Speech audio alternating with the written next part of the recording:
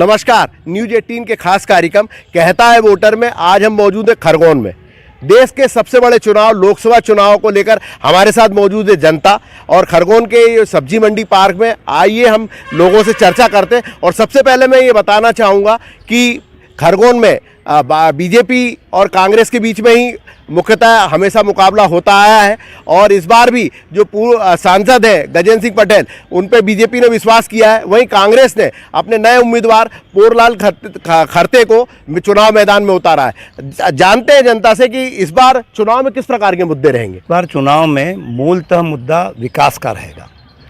जहाँ तक भारतीय सांस्कृतिक परिवेश में हम देखें, भारत का विकास हो, भारत की चहुमुखी प्रगति हो और विश्व की तीसरी महाअर्थशक्ति बने, इसका प्रयास देश के प्रधानमंत्री माननीय नरेंद्र जी मोदी ने किया है। लेकिन भारतीय जनता पार्टी को जनता का सपोर्ट इसलिए है कि भारतीय जनता पार्टी ने विकास के साथ सांस्कृतिक परिवेश को भी एक अहम रोल अदा किया है।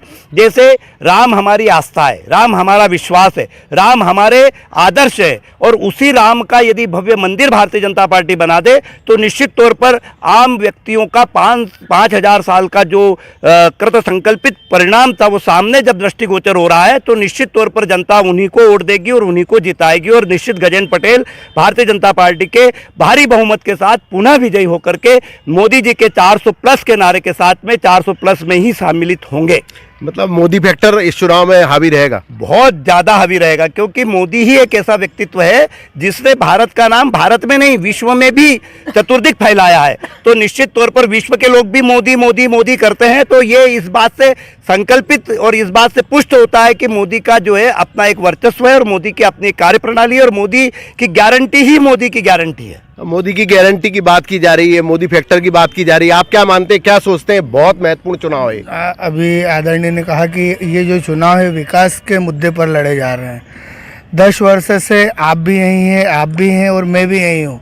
पिछले 10 सालों में एक भी औद्योगिक इकाई बताए मुझे जो खरगोन ज़िले में स्थापित हुई हो और खरगोन ज़िले के 100 लोगों को उस माध्यम से रोजगार मिला हो।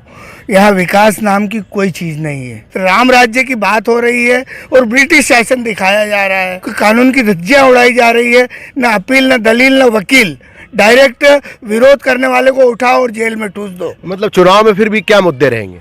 विकास अगर कहे जा रहे हैं तो हम कांग्रेस 70 साल से विकास की बात कर रही है और विकास कर रही थी। जिस देश में सुई नहीं बनती थी वहाँ हवाई जहाज बनने लगा, भाखड़ा नागल जैसे नागल और सरदार सरोवर जैसे डैम बनाए गए। तो ये चुनाव में कौन कौन से मुद्दे रहेंगे इस बार, आपको क्या लगता है? स्थानीय विकास सबसे बड़ी चीज़ है। यदि कांग्रेस की सरकार बनती है तो खरगोन जिले को विकास मिलेगा, उद्योग के नाम पर मिलेगा, खरगोन शहर के सौंदर्यीकरण के नाम पर मिलेगा। हमारा जो प्रत्याशी है वो सामाजिक दृष्टिकोण से इतना मजबूत प्रत्याशी है कांग्रेस का कि उसको 20 सालों से आदिवासी समाज है वो अपने बहुत अच्छे सहयोगी के रूप में देख रहा है। वह एक सामाजिक प्राणी पहले है, राजनीति में बाद में आया है। तो खरगोन में मैं पूछ रहा हूँ आपसे, चुनाव का क्या मुद्दा रहेगा? विकास ही मुद्दा रहेगा। हमारे साथ रेल लाव समिति से जुड़े लोग भी मौजूद हैं। आप क्या मानते हैं, ये जो चुनाव है काफ़ी महत्वपूर्ण चुनाव है और खरगोन के परिदृश्य में किस प्रकार के मुद्दे रहेंगे या देश के मुद्दे यहाँ चलेंगे कि नहीं चलेंगे, क्या मानते हैं आप?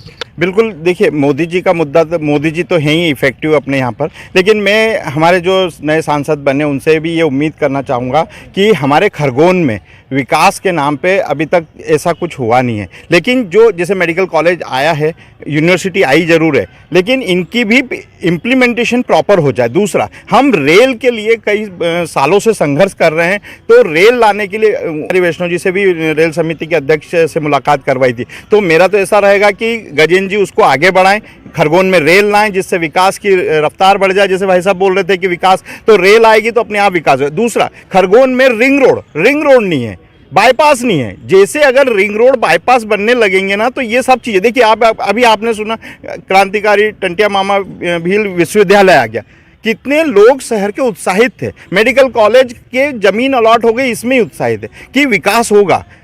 कसरावद रोड का विकास हो रहा है या आगे की जो रोड हो, जैसे जैसे रिंग रोड बन रही है या बाईपास बनते हैं तो शहर का विकास अपने आप होता है। दूसरी बात मैं बोलना चाहूँगा कि नवग्रह कॉरिडोर का काम जल्द से जल्द प्रारंभ होना चाहिए, ये चुनाव के बाद होना चाहिए। जैसे ही देखिए हमारे यहाँ पर्यटन स्थल है, जैसे महेश्वर के लिए खरगोन जाना जाता है, ओंकारेश्वर लगा, हमारे गुजरात महाराष्ट्र के लोग जब इधर से पास होते हैं तो नवग्रह एक ऐसी जगह है जो मतलब विश्व में 2 ही जगह हैं जहाँ पे सूर्य भगवान की आराधना की जाती है। अब चुनाव में क्या मुद्दे रहेंगे? चुनाव में मुख्य मुद्दा विकास के नाम पे यही है कि साहब आप हमारे ये रिंग रोड बना दीजिए। युवा भी हमारे साथ मौजूद हैं। ये जो चुनाव काफ़ी महत्वपूर्ण चुनाव माने जा रहे हैं, जिस प्रकार से मोदी फैक्टर की बात की जा रही है, विशेष रूप से युवाओं को लेकर बातचीत की जा रही है, आप क्या सोचते हैं चुनाव को लेकर? जी, युवाओं को देखा जाए तो मोदी फैक्टर हम इस नज़रिए से देखते हैं कि पपुआ न्यू गिनिया के प्राइम मिनिस्टर जेम्स मरापे जब हमारे प्रधानमंत्री के पैर छूते हुए दिखते हैं, जब जलील अफरीदी नाम की एक पाकिस्तानी रिपोर्टर भारत पर उंगली उठाती है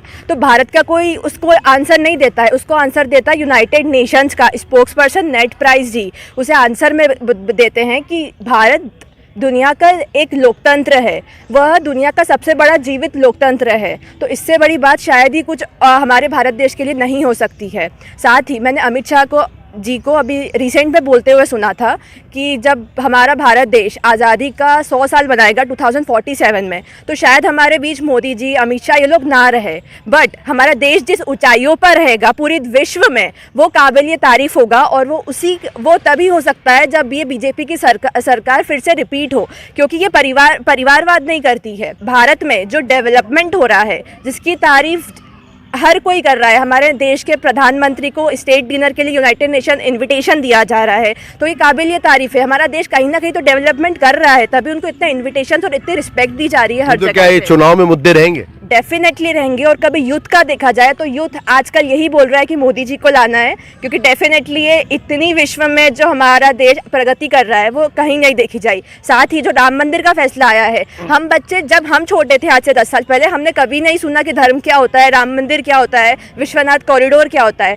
जब से डेवलपमेंट हुआ है हमारे सनातन धर्म में, तभी से हम लोगों ने जाना है कि अच्छा शिव मंदिर होता है, उज्जैन महाकालेश्वर होता है या फिर काशी विश्वनाथ होता है। तो डेवलपमेंट और जितना भी हो रहा है वो हमारे लिए सब कुछ है। मतलब विकास के साथ साथ जो डेवलप हुआ है, विशेष रूप से राम मंदिर की बात हो, महाकालेश्वर की बात हो, हर अलग अलग लोगों की प्रतिक्रिया आ रही है। क्या मानते हैं आप, ये चुनाव काफ़ी महत्वपूर्ण है, किस प्रकार के चुनाव मुद्दे रहेंगे? विकास का मुद्दा खरगोन के लिए बहुत आवश्यक है।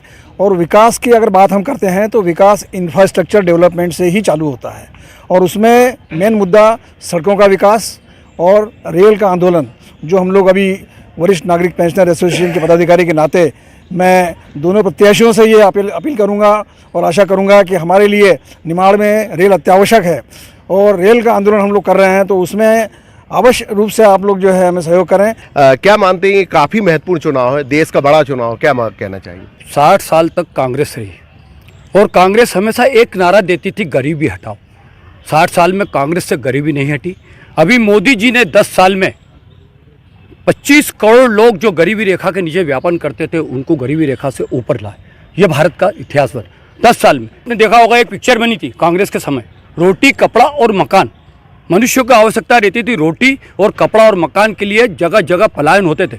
आज देखिए आप, पलायन होना बंद हुआ है, रोटी मिल रही है, अनाज मिल रहा है, गारंटी मोदी की है, गरीब को अनाज मिल रहा है, मोदी की गारंटी है, उसको मकान मिल रहा है प्रधानमंत्री आवास योजना में। तो क्या ये चुनाव में मोदी की गारंटी मुद्दा रहेगा? चुनाव मोदी की ही गारंटी पे ही चुनाव लड़ा जा रहा है। मोदी की गारंटी पूर्ण 10 साल में हुई है। 10 साल में लोगों ने देखा, कांग्रेस हमेशा एक नारा देती थी, गरीब हटाओ, देश बचाओ, गरीबी हटाओ। तो गरीबी तुमसे 60 साल में नहीं हटी और मोदी जी ने 10 साल में गरीबी हटा दी। आज भारत को विश्व देख रहा है। क्यों देख रहा है विश्व? भारत को विश्व गुरु इसलिए देख रहा है, विश्व गुरु मोदी जी को देख रहे हैं। क्यों देख रहे हैं? इसलिए देख रहे हैं कि मोदी जी ने भारत को पूरी तरह से जितना विकास हुआ है, आप मानो या ना मानो, खरगोन जिले को पंजाब कहने लग गए।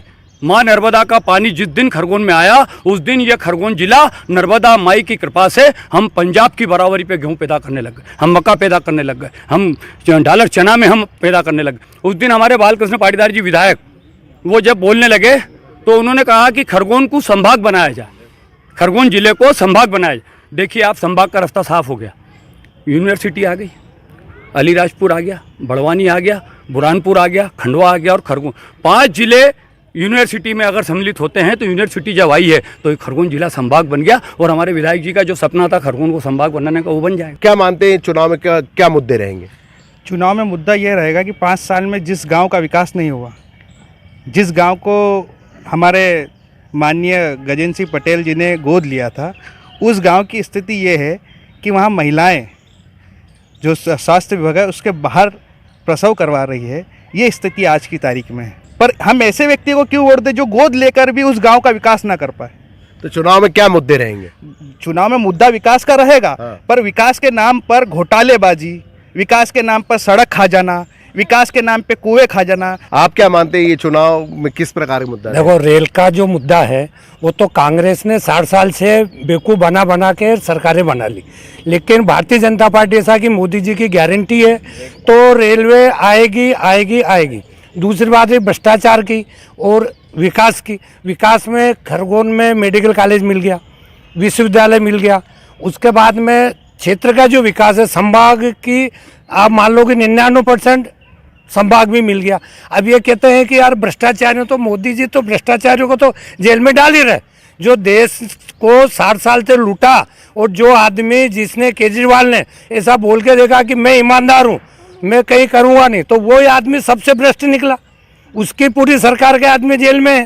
तो अभी जो है ना, एक तो राम मंदिर का मुद्दा है, राम लहर है, उसको देख के और पूरे देश में एक तरफा वोटिंग होगी। मैं आपको बता दूं, जनता इतनी उत्साही है कि जो राम राज्य का सपना देख रही थी वो राम राज्य 500 साल बाद में अब मिला है।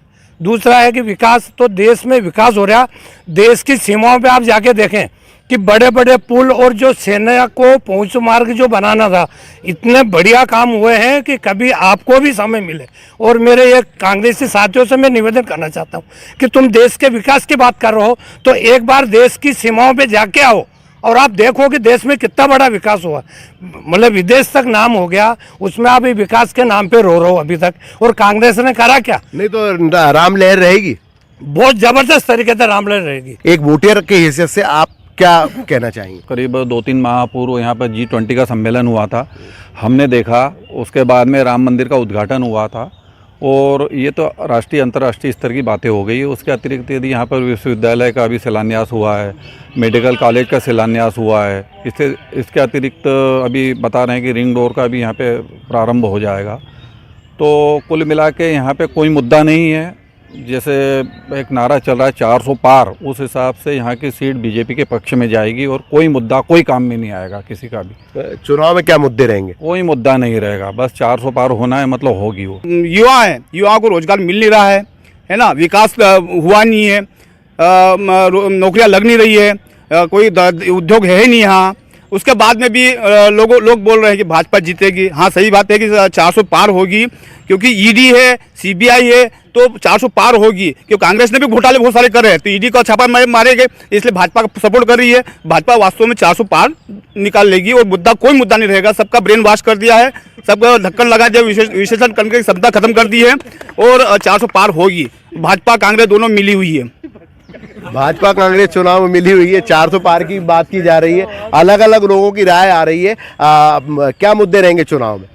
भूख, भय और भ्रष्टाचार। पिछले मोदी जी का जो कार्यकाल है और मध्य प्रदेश की सरकार का जो कार्यकाल है, उसमें ये तीनों चीज़ें बिल्कुल ज़बरदस्त रूप से सामने आई है। भूख की बात करें तो देश में पहले 30 लाख लोग राशन पाते थे, आज 80 करोड़ लोग राशन ले रहे हैं। मतलब गरीबी लोगों में आई है।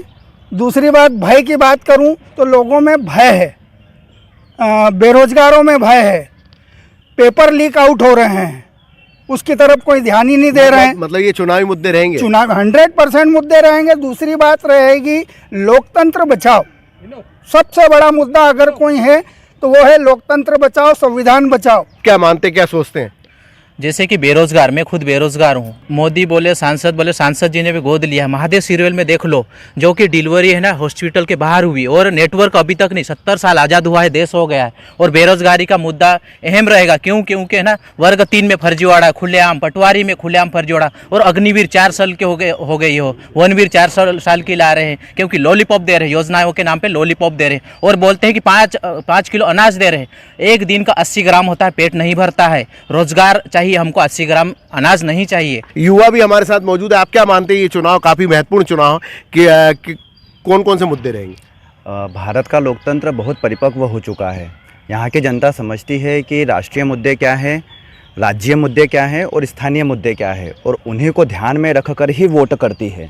इसी को अगर आप देख लेंगे तो कई जगह आपको मिलेगा कि मोदी जी तो जीत रहे हैं पर कहीं पे स्थानीय स्तर पर विधायक हार जाते हैं। तो जनता पूरी परिपक्व है, वो समझती है कि भ्रष्टाचार मोदी सरकार में हुआ है कि नहीं हुआ है, रोजगार मिला है या नहीं मिला है। तो मुद्दा कोई नहीं है, मुद्दा है 2047 में विकसित भारत बनाने का, और केवल मोदी। और निश्चित तौर पर भारतीय जनता पार्टी खरगोन सीट जीतेगी, 400 सीटें जीतेगी। स्टार्टअप इंडिया देखिए, स्टैंड अप इंडिया देखिए, मुद्रा योजना देखिए, सभी लोग अपने अपने कहीं ना कहीं काम धंधे पे लगे हुए हैं। मतलब ये सब चुनाव मुद्दे रहेंगे? नहीं, चुनाव मुद्दा कुछ है ही नहीं। मोदी जी जीत रहे हैं, 400 प्लस आएगी, 2047 में विकसित भारत बनेगा। मतलब विकसित भारत भी एक चुनावी मुद्दा रहेगा। मोदी जी की तो बात की जा रही है। ये जो चुनाव काफ़ी महत्वपूर्ण चुनाव है, क्या मानते हैं ये इस चुनाव में सनातन या हिंदुत्व मुद्दा रहेगा क्या? बिल्कुल रहेगा, क्योंकि 2014 के बाद से ही हिंदू जागृत हुआ है, और हिंदू को जागृत करने में मोदी जी ने जो योगदान दिया है, मोदी जी ने हिंदुत्व जागृत किया है। चाहे वो श्री राम मंदिर की बात करें हम, चाहे काशी विश्वनाथ की बात करें, महाकाल की बात करें, ये सब चीज़ें जो मोदी जी ने इनका जो निर्माण किया है, ये हिंदुत्व जागृत करने के लिए क्या हिंदू जाग चुका है, तभी उसी हिंदुत्व के मुद्दे पे ही बीजेपी 400 पार का लक्ष्य लेकर चल रही है, और निश्चित बीजेपी 400 पार का लक्ष्य हासिल करेगी। हिंदुत्व भी एक चुनाव मुद्दा रहेगा, सनातन की भी बात की जा रही है। आप क्या मानते हैं, क्या कहना चाहेंगे, क्या मुद्दे रहेंगे? देखो, सरकारें तो आती रहती जाती रहती है। 10 साल दिए मोदी जी को पर्याप्त था, है ना। मोदी जी से बहुत प्रेम करते हैं, लेकिन आज स्थिति ये बन रही है कि उनके सांसद जो बोल रहे हैं, हेगड़े साहब का कहना है कि 400 पार होंगे, हम 1/3 बहुमत लाएंगे, संविधान को बदलना है। संविधान बदल गया तो SC ST OBC की सत्यानाश कर देगा। आज देश में जो है संविधान जो है देश से चल रहा है, और संविधान को ही बदल के क्या करना चाहेंगे? संविधान खत्म हुआ तो ब्रिटिश शासन लागू हो जाएगा, डंडे पे चलेगा काम। आज जो है रोजगार नहीं है, युवाओं के पास डिग्रियां पड़ी है, दाढ़ी धंधे भी नहीं कर पा रहा है आदमी। कुल मिलाकर अभी जो न्यूज़ 18 का खास कार्यक्रम कहता है वोटर में, हमने जो लोगों से, जनता से राय ली, विशेष रूप से वोटरों से राय ली, उनमें जो मुद्दे सामने आ रहे हैं, लोग विकास की बात भी कर रहे हैं, मोदी फैक्टर की बात की जा रही, सनातन धर्म की बात की जा रही। यहाँ पर अलग अलग लोगों की अपनी अपनी प्रतिक्रिया है। लोग भ्रष्टाचार को भी मुद्दा बता रहे हैं। आशुतोष पुरोहित, न्यूज़ 18 खरगोन।